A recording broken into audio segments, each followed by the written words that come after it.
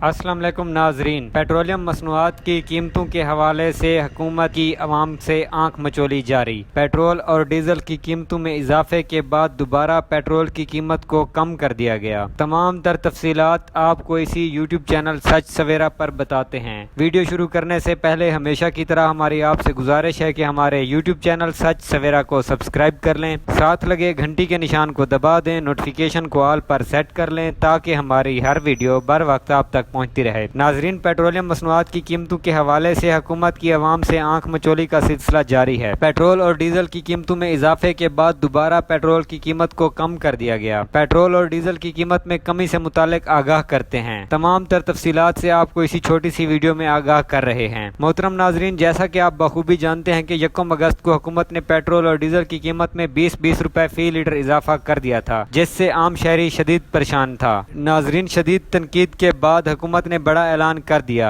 ज़राए के मुताबिक हुकूमत पेट्रोल और डीजल की कीमतों में कमी करने जा रही है। ज़राए का कहना है कि 14 अगस्त को पेट्रोल और डीजल की कीमत में 25 से 30 रुपए फी लीटर कमी का इम्कान है। ताहम पेट्रोलियम मसनूआत की कीमतों में बड़े पैमाने पर इजाफे से गरीब तबका शदीद परेशानी का शिकार है।